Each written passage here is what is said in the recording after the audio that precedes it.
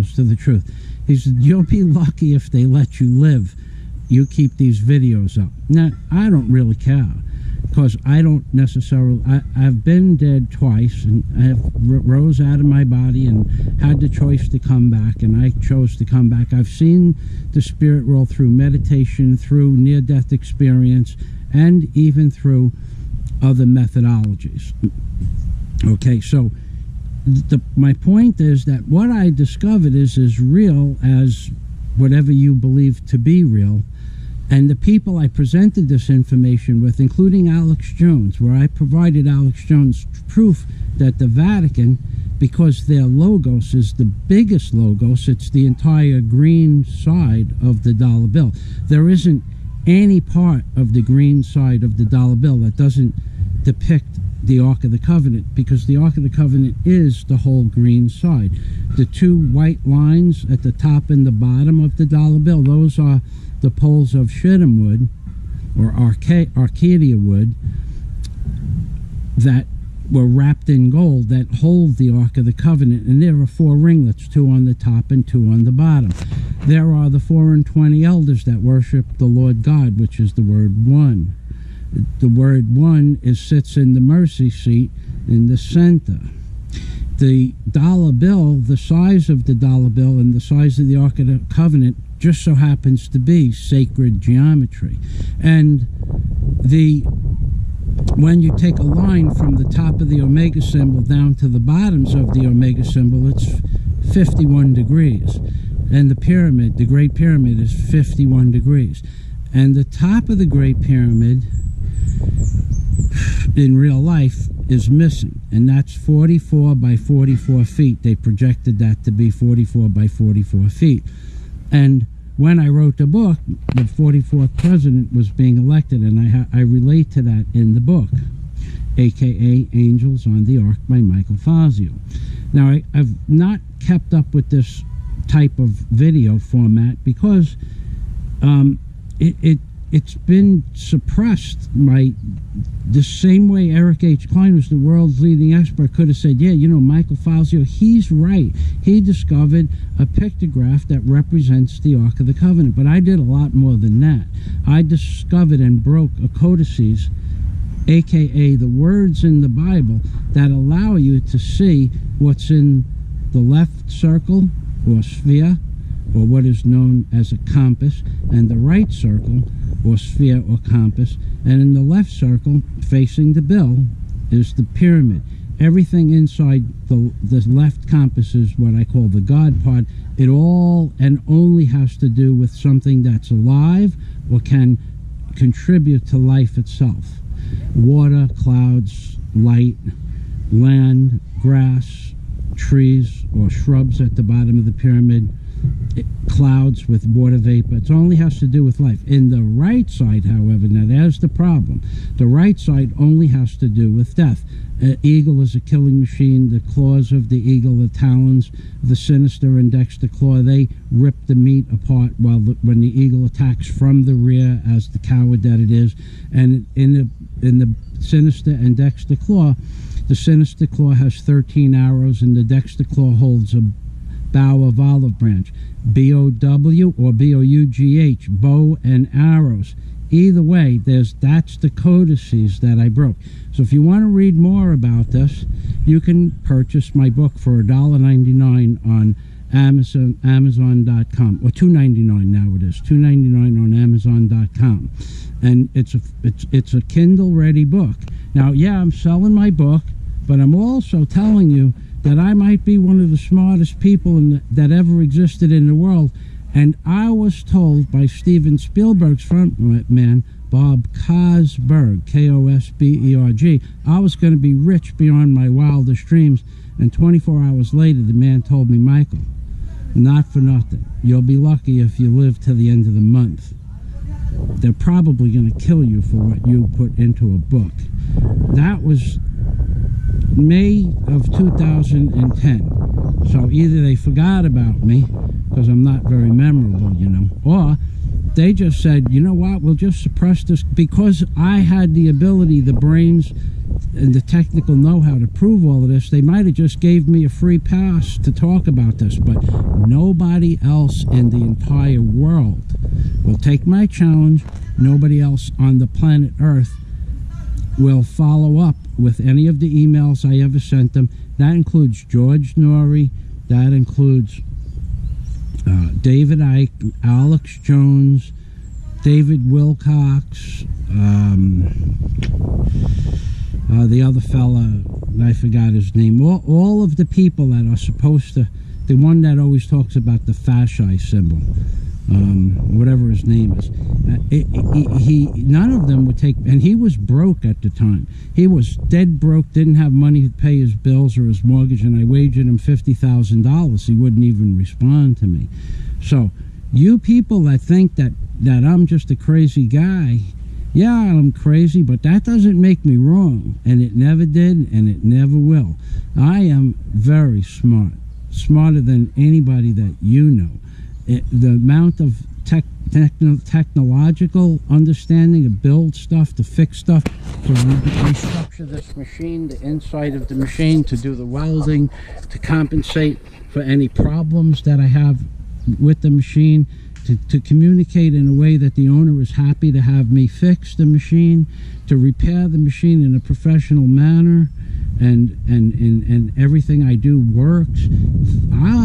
And then, as my friend, my Patreon member, said in a statement this morning, that I can fly. He was surprised that I was taken aback by the garter belt in one of our last videos, because I actually know how to fly a plane, fix a plane, repair a plane, and build a plane. Build boats, operate tugboats, operate cranes, operate barges, operate track hose, backhoes, and bobcats, trenching machines. Basically, if it runs with a diesel or gasoline engine, I can run it, drive it, or pilot it. Just more than anybody on YouTube can say. And I have the most diversified and eclectic style of videos on YouTube. I have 2,000 plus videos of me piloting barges, tugboats, cranes, running barges, pilot, run, depends on if you're driving it, if you're moving it or operating it, welding, cutting, operating, piloting ocean races, my ocean racer, by the way, running an ocean racer, fixing an ocean racer, rebuilding 454 engines. I have that ability. So that's pretty much what gave me the ability to do all of those other things, because of my technical knowledge, mostly because of my A&P knowledge, and the fact that when you graduate as an A&P jet mechanic, you have an understanding of metallurgy, wood structure, wood dope and fabric, how to build an airplane, how to the concept of flight, the concept of lift.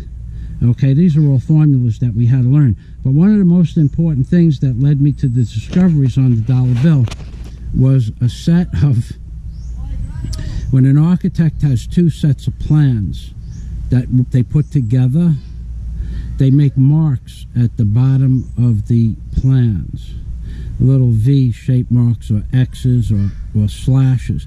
And then when those overlays are put on top of one another, that aligns that the project up to where the several pieces of paper become one print or one concept.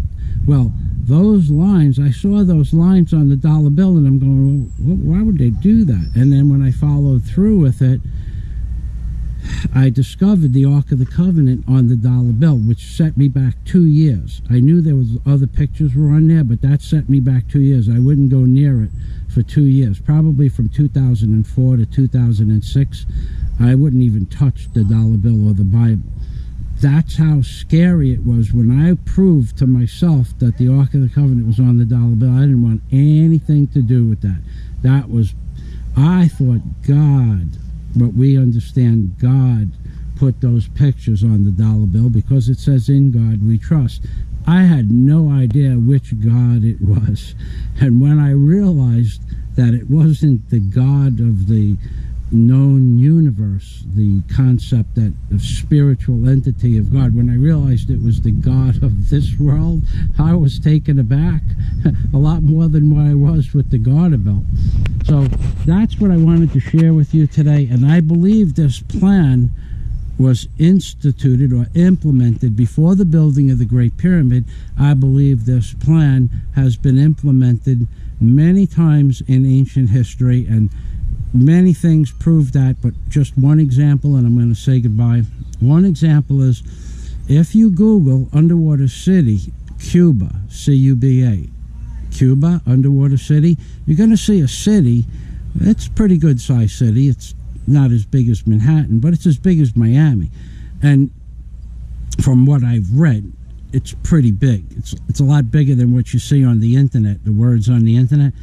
That underwater city is under, I get the numbers mixed up, but it's either under 1,700 feet of water and it's 20,000 years old, or it's under, yeah, that's what it is. It's under 1,700 feet of water, because they have submarines that have watched it, and it's 20,000 years old minimum. Okay, now they built a city built out of coral with huge statues, bigger than this entire track hoe, bigger than a backhoe, bigger than a truck. The gargoyles that you see in big buildings, bigger than any of that stuff. Lions on the steps that are as big as the public library in New York City. They found this city underwater, which means that the biblical version of the world being 6,000 years old it's a nice story, but that's what it is, a story. But I believe that was a remnant of the ancient civilization. Could have been from Atlantis. It could have been another subdivided civilization from an offshoot of Atlantis, like the Egyptians are an offshoot of Atlantis, probably. Okay, this plan has been for 1 billion years. Well, they don't know the world is 4 billion. They don't know nothing about how old the world is, but they do know civilizations existed 100 and 200 and 300 and 700,000 years ago. They do find that stuff, and then they destroy the evidence. They destroyed the evidence at the museum in Washington, D.C. that held the bones of the ancient giants. And one day somebody just decided to destroy all the bones. Smithsonian Institute, all of the history of all the huge skulls, 2 or 3 feet in diameter, human skulls with 2 sets of teeth, they just destroyed it. Why? They don't want you knowing about it. But digressing back to what's going on in today's world, you should be prepared for things to get worse. They're not going to get better. There never was the plan to make them get better. Once they reach this point of technology, people have too much information. They have too much knowledge is available that they can access. That's why you see this fundamental change. Mr. Obama was just a small part of it. George Soros is another small part of it. What actually controls this world, you'd have to read my book to get a better understanding, but it's not God. God doesn't have, the concept of God doesn't have much to do with the words "in God we trust" on the dollar bill. That you can take my word for. And of course there are pictures available inside the book. They're not high resolution, but if you want high resolution pictures, I have those for sale also. So and then you'll get these clowns on YouTube. Oh, you're just trying to e-beg. You know what? I made one of the world's greatest discoveries. If you call that e-begging, oh, you should give the information away for free. Why? I sat in a room for 7 years and wrote a book. I gave 20 years of research and 7 solid years of my life to writing a book, and you want me to give it away for free? Because that's what you people on YouTube are. You're trolls, clowns. You have no life. You have no understanding of reality. And the man that I don't like to say his name because he's a private person. He has left some comments.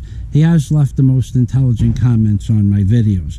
If you look for the most intelligent comments on my videos talking about my spiritual gifts, you're going to find the man's name. But he's a private person, so I'm going to keep his name private.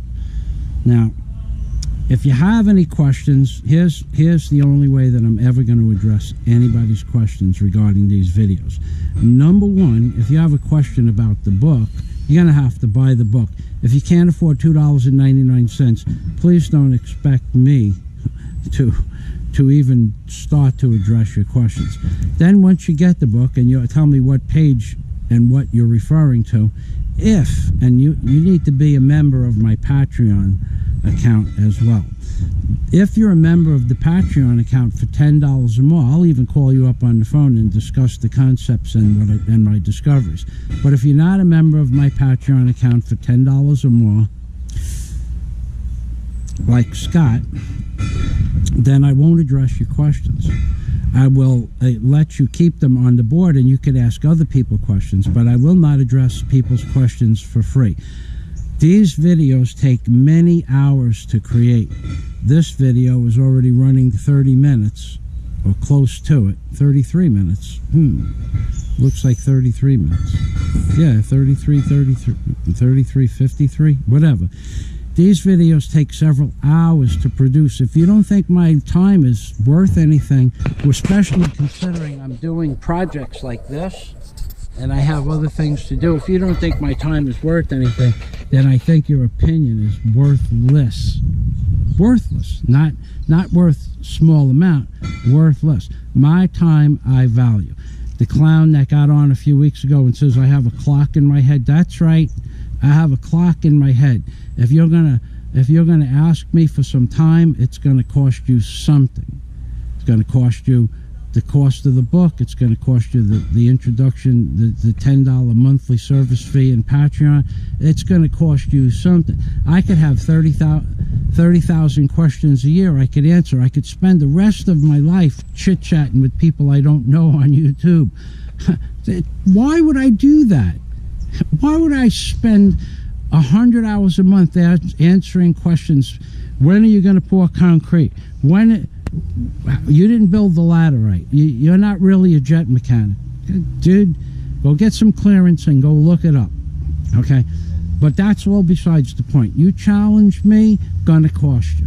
You tell me I'm lying to you, I'm gonna wager you. You don't want to wager me? You're wasting my time. You want to ask me questions? I'd be happy to answer.